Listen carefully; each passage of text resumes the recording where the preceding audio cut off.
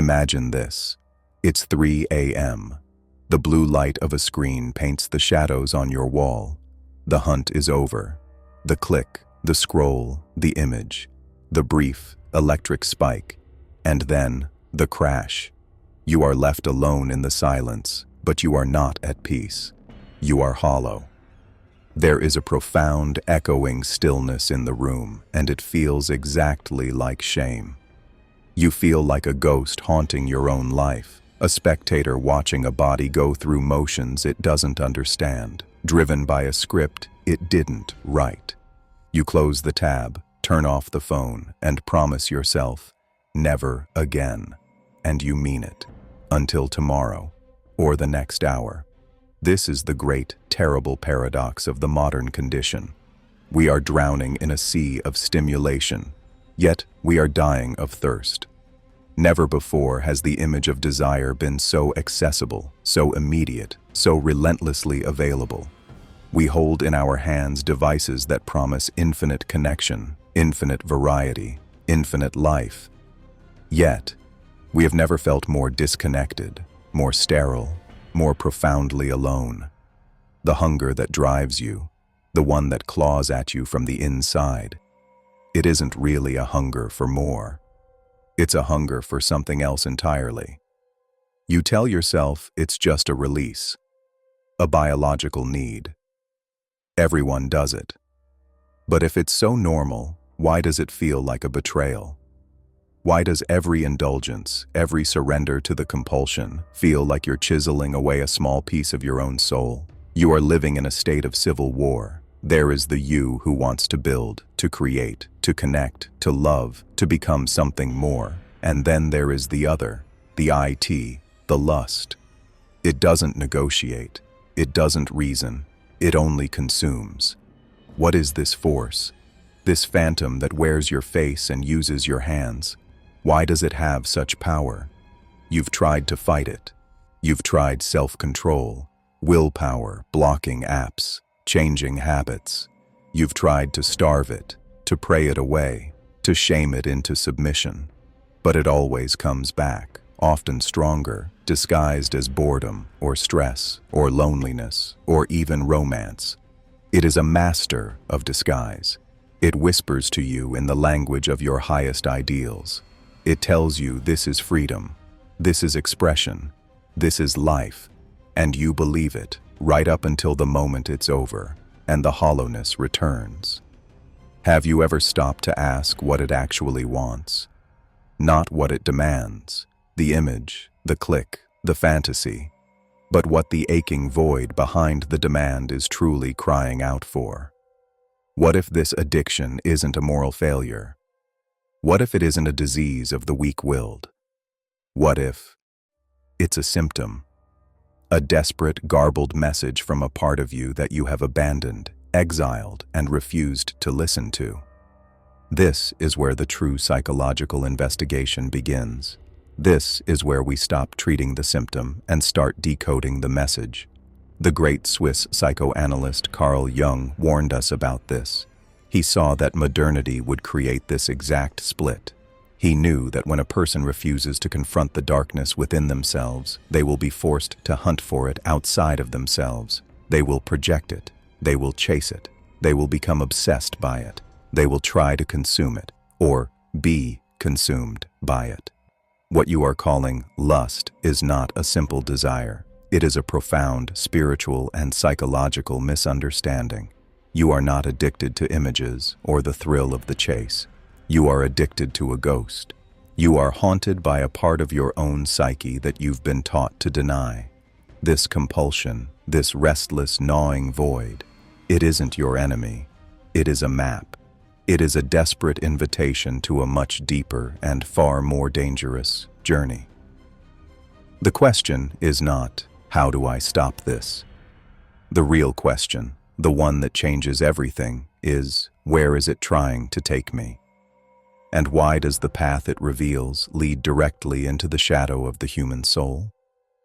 That path, the one leading into the shadow of the human soul, is not a path to your addiction. It is the path of your addiction. You are already on it. The hidden problem is that you believe you are fighting a desire, when in reality, you are being consumed by a void. This is where Carl Jung's diagnosis becomes terrifyingly clear. He argued that the modern, rational human has engaged in a disastrous act of self-amputation. To be civilized, to be good, to be acceptable, we are taught from birth to cut away huge portions of our own psyche. We exile our aggression, our primitive instincts, our raw creative chaos, our untamed. We lock them in the basement of the mind and label the door, the shadow. But you cannot kill a part of yourself. You can only disown it. And disowned energy does not die. It festers. It becomes autonomous. It turns into a phantom, a hungry ghost, haunting the borders of your conscious life. This lust that you feel, that is your shadow, starving. It is all the unlived life you have refused. It is the power you were afraid to wield, the passion you were taught to shame, the inner animal you tried to pretend didn't exist. And because you will not turn around and face it, because you will not integrate it, it can only relate to you in the one way left to it: compulsion. It projects itself. It throws its own desperate hunger onto the world. You look at a screen, at a stranger, at an image, and you feel that electric jolt. You think, I want that. But you are mistaken. The truth is, the shadow wants you. It is screaming for your attention. You are not hunting for a fantasy. You are hunting for the missing pieces of your own soul. You are trying to consume the very parts of yourself that you have rejected. This is why it is never, ever enough. You cannot eat your own shadow. You can only merge with it. But this psychological split is only half the crisis. This internal void has been met by a perfect external storm. We are living in what the philosopher Friedrich Nietzsche called the wasteland, the period after God is dead. The grand structures of meaning that once gave life a purpose, religion, myth, unified culture, have fractured. We are, as Viktor Frankl observed, adrift in an existential vacuum. This vacuum is the true source of your anxiety. It is the unbearable silence beneath the noise of modern life. And your compulsion, your lust, is a desperate, frantic attempt to fill that silence. When a man has no why to live, he will latch onto any how. Pleasure becomes the substitute for meaning. The click, the scroll, the climax. These are not acts of joy. They are acts of distraction. They are, as Aldous Huxley warned in Brave New World, our soma. We are not controlled by pain. We are controlled by pleasure.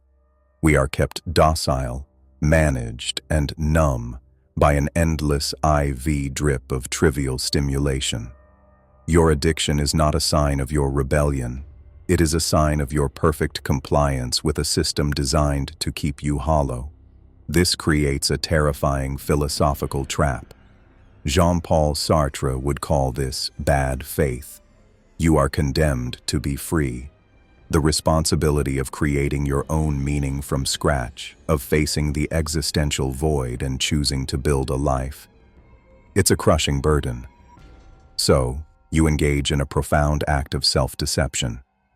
You choose to believe you are not free. You tell yourself, I am an addict. I am a victim of my biology. I can't control this it. You willingly reduce yourself from a free subject to a determined object, a mere machine of stimulus and response. Why? Because it is easier to be a slave to your lusts than it is to be the god of your own empty universe. This lust, then, is a monstrous coalition. It is the blind, striving, impersonal will that Arthur Schopenhauer saw as the true, suffering engine of the universe, using you as its puppet. It is the cry of your exiled Jungian shadow, demanding integration. It is the desperate noise you make to fill Frankl's existential void. It is the comfortable cage of Sartre's bad faith. This is the hidden force that has seized control. It has changed your identity. You are no longer a person, an agent, a creator. You have become a consumer. And the tragedy of the consumer is that he can never be satisfied. He can only want. Your eyes, your mind, your very spirit have been re-engineered for a single purpose: to scan, to objectify, to acquire. You no longer see people. You see parts. You see a world not of souls, but of triggers. This constant state of spiritual hunger, this automation of your behavior, is doing more than just wasting your nights. It is silently, meticulously changing the very architecture of your brain.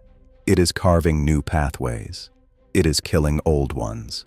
And the unseen consequences of this neurological self-betrayal are a prison far more permanent than the fleeting shame you feel at 3 a.m. This isn't a metaphor. This is neuroplasticity. Your brain is a map of your habits. The pathways you use, you strengthen. The pathways you neglect, you lose. They atrophy. And the pathway you have been paving, night after night, click after click, is not for pleasure. You have been meticulously, devotedly building a superhighway for seeking. The hit, you feel, is not the pleasure chemical. That is a dangerous misunderstanding. Dopamine is the motivation chemical. It is the molecule of more. It doesn't give you satisfaction. It promises satisfaction. It is the engine of anticipation, and you have trained your brain to love the hunt above all else. You are no longer addicted to the arrival. You are addicted to the chase. This is the unseen consequence. You are carving deep neurological grooves that demand novelty. This is the Coolidge effect, supercharged by the digital age. Your brain becomes optimized for the next tab, the next image, the next fantasy. It becomes a machine that consumes novelty, and in the process, it destroys your capacity for presence. The parts of your brain responsible for sustained attention, for deep, slow-burning connection, driven by oxytocin and vasopressin, for finding profound satisfaction in the familiar. These pathways are being abandoned. They are becoming overgrown, unused, weak. You are literally forgetting how to be satisfied. This is why boredom feels like a physical threat, like an anxiety attack. It's not just boredom. It is the withdrawal symptom of a brain screaming for its next dopamine promise. Now, take this rewired, optimized for seeking brain and try to live a real life. Try to sit with a real person. A real human being is not a fantasy. They are finite. They are flawed. They have needs. They are slow. They cannot compete with the infinite, instantaneous, hyper-stimulating perfection of the image. And so, the unseen consequence manifests. You are there, but you are not present. You are sitting across from someone, but the ghost is in the room with you. The phantom of the ideal, the fantasy, the endless stream. It is standing right behind them.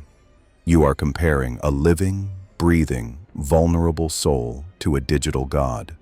The human always loses. You become incapable of true intimacy. You are unable to give yourself to the moment because the seeking machine in your head is already scanning the horizon for the next thing.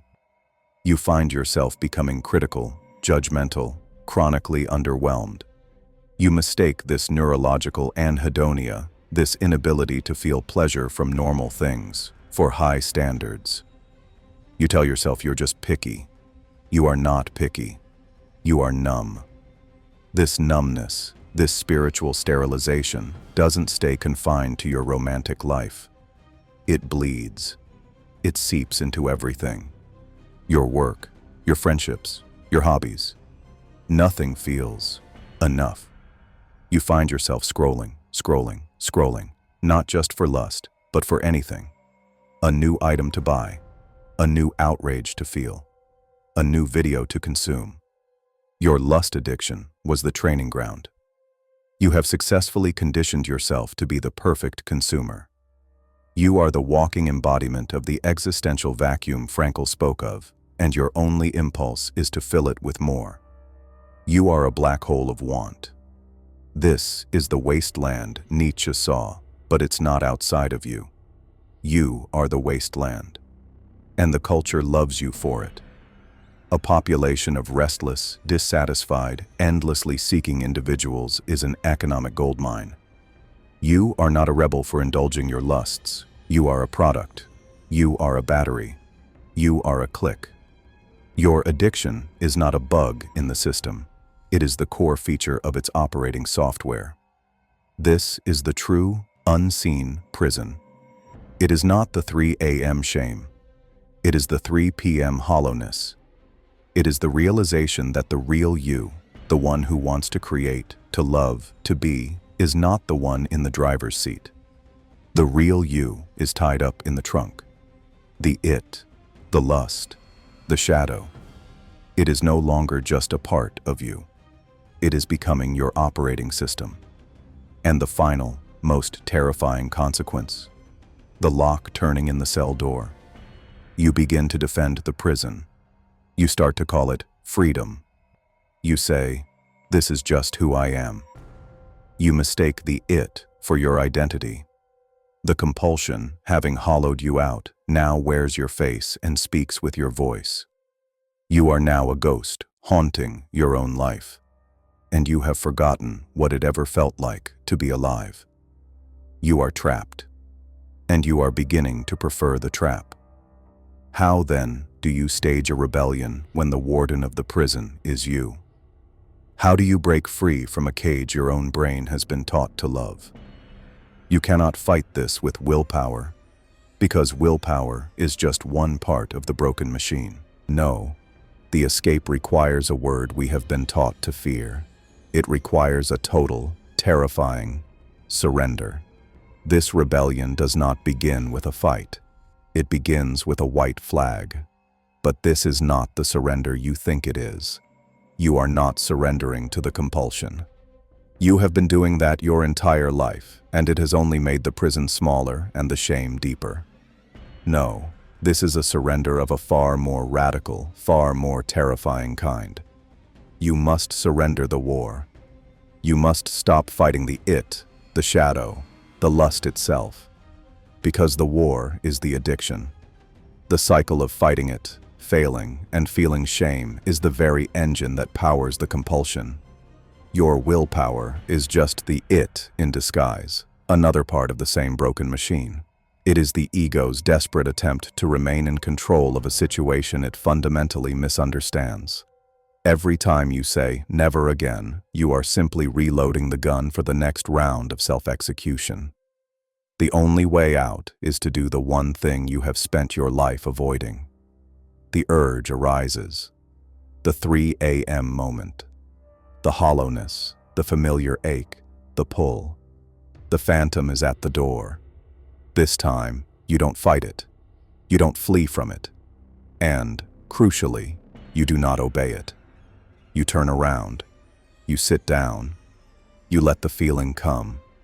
You let the full, unbearable, electric anxiety of the want flood your nervous system. You do not move toward the screen. You do not move to distract yourself. You simply sit with the raw, untamed energy of the thing itself. You look the dragon in the eye. This is the hardest work a human being can do. It feels like madness. It feels like you will be torn apart by the sheer force of the desire. You are letting the storm hit you, and you are not running for cover. And in that moment of pure, voluntary stillness, you perform the radical act. You stop calling it lust. You stop giving it a name, and you start listening to it. You ask it the question that changes everything. What do you actually want? This is the Jungian active imagination. You are engaging your demon in a dialogue. You are treating it not as an enemy to be vanquished, but as an exile to be understood. At first, it will lie. It will scream for the image, the click, the fantasy. It will speak to you in the only language it knows, the crude, borrowed language of the digital brothel. But if you stay with it, if you keep asking, if you withstand the storm of its projected desires, a new truth will emerge. The shadow will begin to speak, and it will tell you that it doesn't want that woman, or that man, or that fantasy. It wants you. It wants integration. It is all your unlived life. It is the power you were taught to be afraid of. It is your aggression. It is your ambition. It is the part of you that wants to build an empire, or write the book, or fight for a cause, or create art, or speak the truth, or run into the fire. It is your divine rage. It is the chaos dragon itself. You have given this godlike energy no purpose. You have given it no task. You have left it to starve in the basement of your mind. And in its desperation for any kind of expression, any kind of release, it has latched onto the easiest, most accessible, most anesthetizing outlet it could find, the empty calories of digital lust. This is the great alchemical secret. The energy of lust is not bad. It is simply energy. It is the raw, primal, creative fire of the universe. It is what Nietzsche called the will to power. You have been wasting it. You have been pouring your life force, your potential, into a digital void, and it is the void that has made you sick. The rebellion, then, is not suppression. It is transmutation. When the urge arises, you greet it.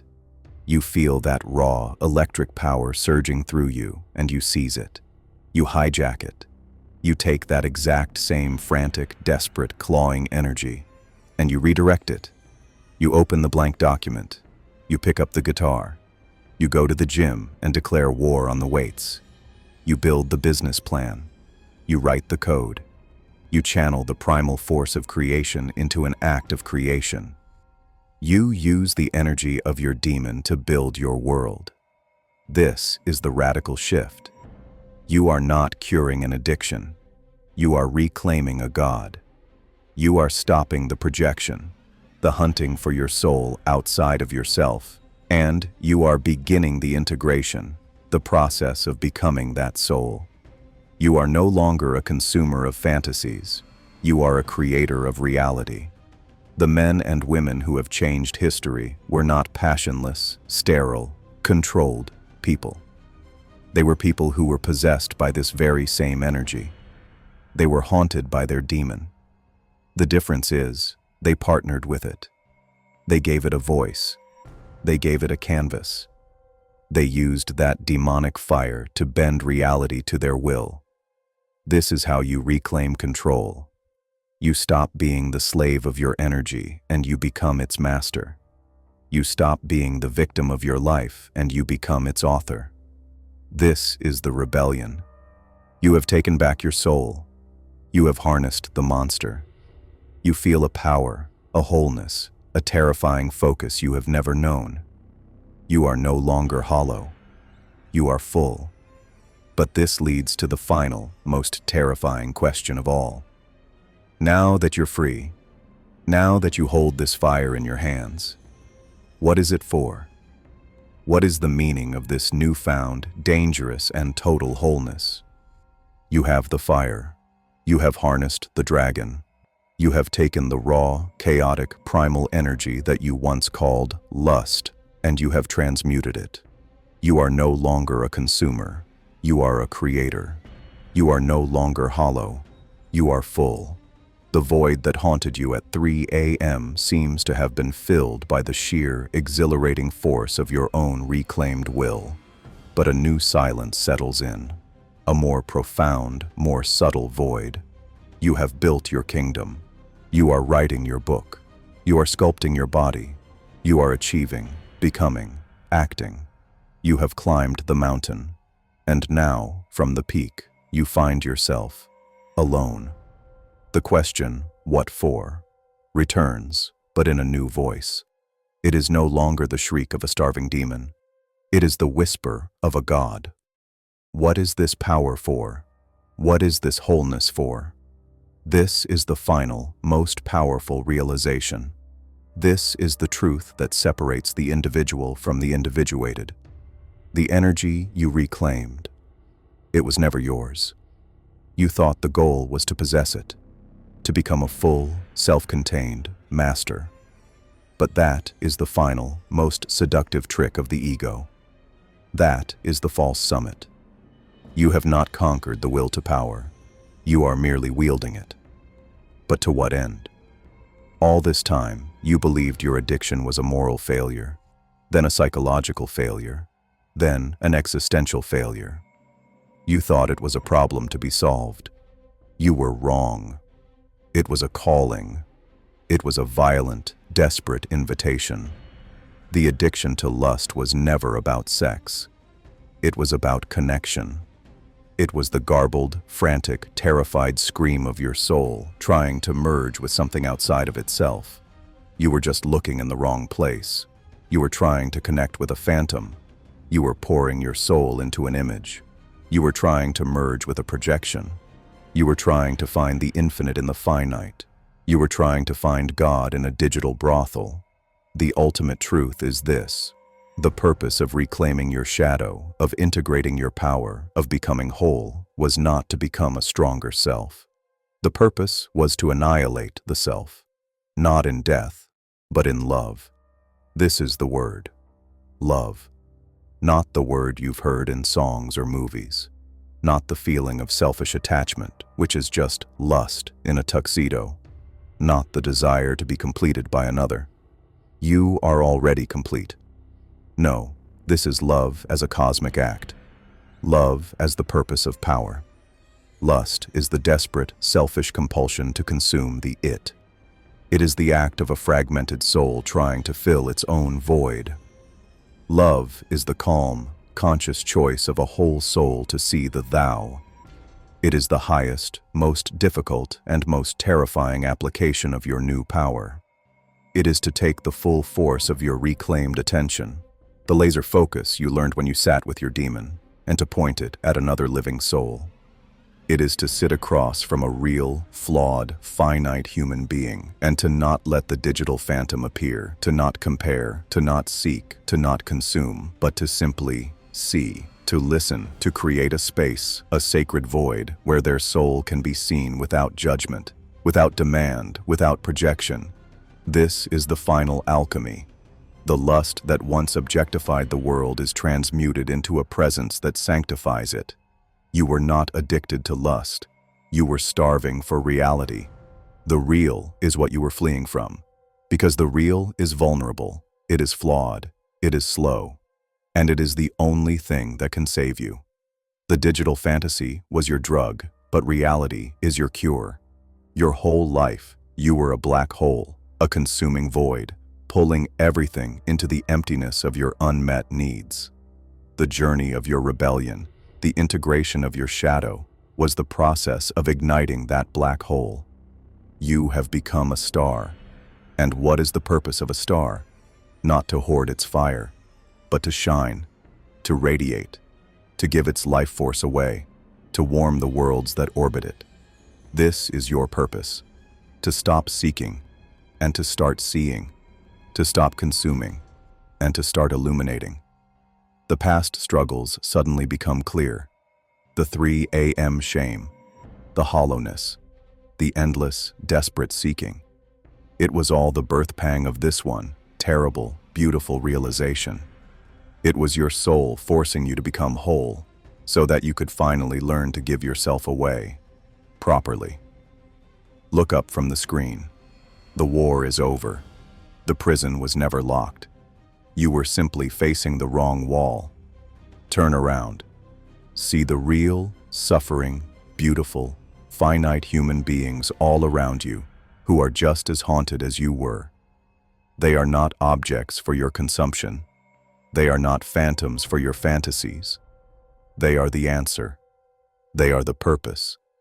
They are the meaning you have been hunting for. Go, and for the first time in your life, be present.